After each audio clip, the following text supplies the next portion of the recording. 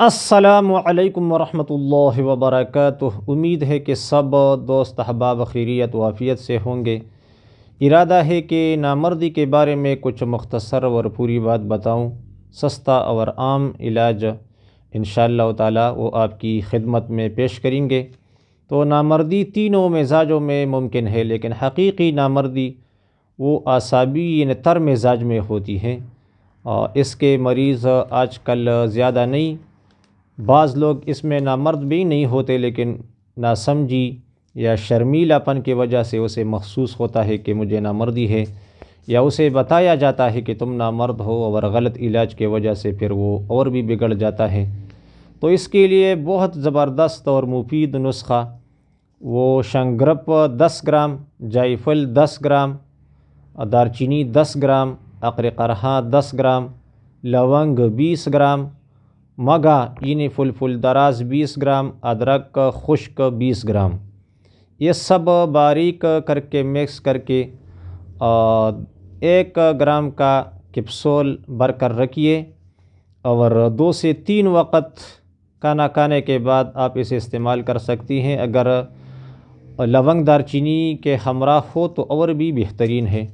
اس کے ساتھ ساتھ اعصابی مزاج والا ورزش کا خیال رکھے، کام کاج کرے، وزن اٹھائے، پہاڑ پر چڑھے، مٹی کا کام کرے، مطلب زمینداری وغیرہ، تو انشاءاللہ تعالی وہ بہت جلد بہت اچھا محسوس کرے گا۔ یہ جو دوائی میں نے بتائی یہ تریاق نامردی کے نام سے بھی مشہور ہے، اور تریاق تبخیر بھی اسے کہا جاتا ہے۔ تریاق تبخیر شنگرپی دل میں بہت زیادہ مسرت یعنی خوشی پیدا کرتا ہے، اور بلا وجہ انسان پھر ہنسنے لگتا ہے، تو اسمائل چہرے پر لاتا ہے۔ اداسی، خوف اور تنہائی جو بندہ اس طرح ہو تو اس میں یہ بہت زیادہ مفید ہے۔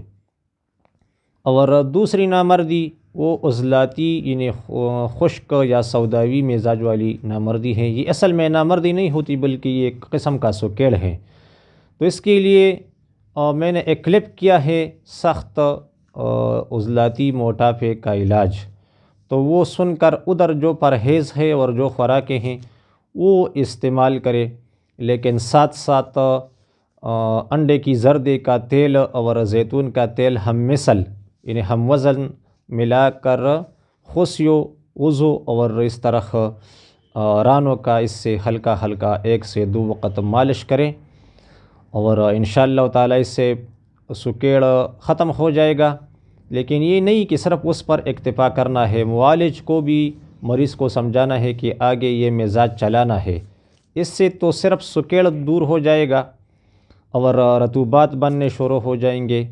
آگے پھر رطوبات کو اور بڑھانا ہے، اور پھر دوبارہ اپنی مزاج جو مرد والا مردانہ اپنا مزاج ہے اس پر دوبارہ لانا ہے۔ تو انشاءاللہ عضلاتی مزاج میں اصل میں خاص کر عضلاتی اعصابی نے خشک سرد میں امساک ہوتا ہے، تو اس کا نسخہ میں ایک کلپ میں ریکارڈ کروں گا، تو ادھر پھر اور بات کروں گا انشاءاللہ تعالی۔ فلسفہ امساک اور فلسفہ سرعت، اس پر کسی نے اعتراض کیا تھا اور کسی اور مزاج میں سرعت وغیرہ کو بتایا تھا، تو اس بات کے بارے میں بھی بات کریں گے انشاءاللہ۔ تو جو کلپ میں نے سخت موٹاپے کے علاج کا کیا ہے، تو سکیڑ والا جو بندہ ہوتا ہے تو وہی پہلے وہ علاج شروع کرے تاکہ سکیڑ ختم ہو، اور ادھر جو پرہیز میں نے بتایا ہے وہ ضرور کرنا ہے، ورنہ پھر پیدا نہیں ہوگا۔ اور سکیڑ کے بعد پھر اور موسلی سفید والا نسخہ استعمال کرنا ہوگا تاکہ رطوبات اور بڑھ جائے، پھر آگے دوبارہ عضلاتی مزاج پر مریض کو لانا ہوتا ہے۔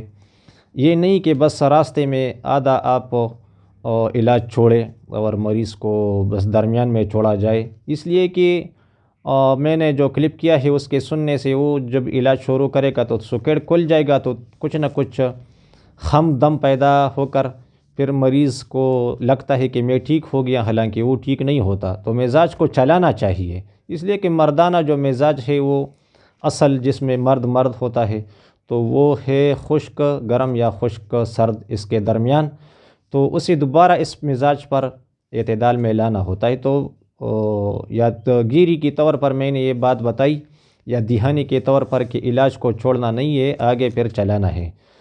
پھر ہے تیسری نامردی غدی، یعنی گرم مزاج والی یا گرم مزاج میں نامردی، تو یہ اصل میں سرعت انزال ہے۔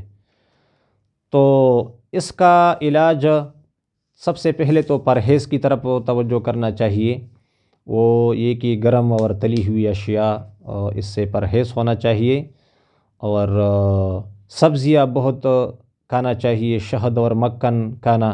اس کے ساتھ ساتھ آپ اگر دوا استعمال کرنا چاہے تو موسلی سفید، سالب مصری، مغز، پومبا دانہ اور ستاور، اس کے ساتھ ساتھ شقاقل ہو گیا، اور ان سب کے مقدار کے برابر، مطلب اگر آپ موسلی سفید 10 گرام لے، سالب مصری 10 گرام لے اور ستاور 10 گرام لے، اس کے ساتھ آپ شقاقل 10 گرام لے، گوند کیکر 10 گرام اور گوند کتیرہ یہ آپ 10 گرام لے، اس کے ساتھ اگر تخم سریالہ ہو 10 گرام تو اور بھی بہتر ہے۔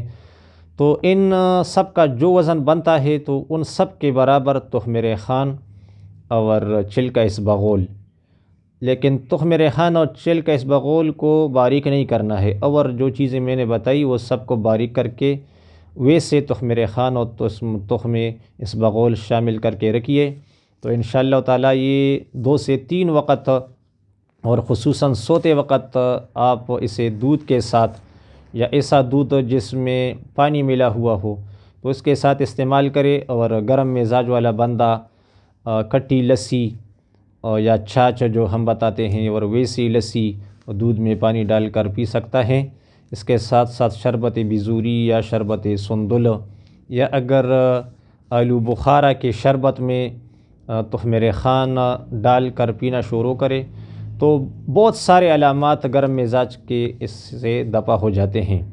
لیکن یہ نہیں کہ آپ نے یہ چیزیں استعمال کی اور کچھ نہ کچھ گزارا شروع ہوا تو بس اب آپ علاج روک دیں، ایسا نہیں، بلکہ آگے مزاج کو چلانا چاہیے۔ اور دوسری بات جو درمیان میں رہ گئی وہ یہ کہ عضلاتی سکیڑ والا، اور رات کو سوتے وقت 2 چمچ روغن زیتون اور 1 دانہ مرچ سیاہ یہ ضرور استعمال میں رکھے۔ اس سے عضلاتی یعنی سوداوی جو سکیڑ ہوتا ہے، سکیڑ کی وجہ سے جو نامردی ہوتی ہیں تو اس میں عضو چھوٹا ہو جاتا ہے اور پورا باہر نہیں نکلتا، خوشیے بھی چھوٹے ہو جاتے ہیں، تو انشاءاللہ تعالی اس سے بہت کافی سارا گزارا ہو جاتا ہے۔ اور آرد خرما بھی ایسا مریض استعمال کر سکتا ہے۔ اور گرم مزاج والا گرم چیزیں نہ کھائے، وہ جو چیزیں میں نے بتائی اور شربت وغیرہ تو یہ استعمال کرے۔